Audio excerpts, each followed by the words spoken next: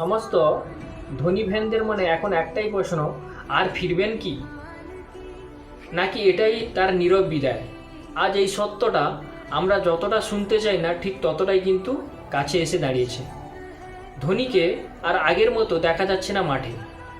হয়তো না ফেরার অপেক্ষাটাও কিন্তু দিন দিন লম্বা হচ্ছে সবার মনে। কিন্তু অদ্ভুত বিষয় হলো যে তার প্রতি ভালোবাসা কখনোই কিন্তু কমছে না, বরং আরও নিবিড়, আরও নীরব হয়ে জমে আছে ভক্তদের হৃদয়ের মাঝে। দেখুন, প্রথম দিকে না কঠিন লাগছিল যে প্রতিটা ম্যাচের আগে একই প্রশ্ন, এই ম্যাচটাই অবশ্যই খেলবে, ঠিক আছে, এই ম্যাচটা নয়, পরের ম্যাচে অবশ্যই ফিরবে। তারপর আবার হতাশা। কিন্তু ধীরে ধীরে মনে হলো হয়তো এটা ধোনি নিজের পথ। তিনি না সবসময় ফলাফলের চেয়ে দলের ভবিষ্যৎকে বড় করে দেখেছেন। তাই হয়তো নিজের জন্য পথ ফাঁকা না রেখে তরুণদের জন্য আলুটা বাড়িয়ে দিচ্ছেন। চেন্নাই এবছর যতদিন প্লে অফের লড়াইয়ে আছে, ততদিন তিনি হয়তো ছায়া হয়ে থাকতে চাইছেন।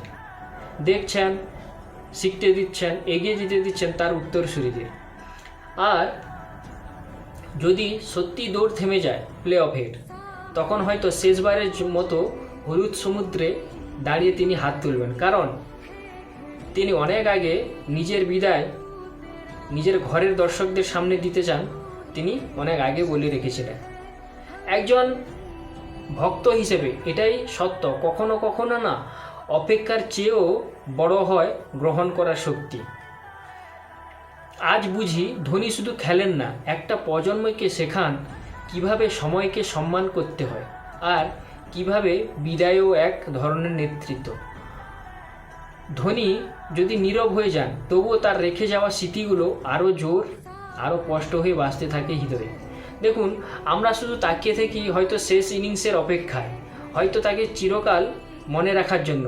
যদি সত্যি এটা শেষ হয়, তবুও ধোনি আমাদের কাছে বিদায় নন, তিনি এক অনুভূতি, এক অধ্যায় যে কখনো শেষ হয় না।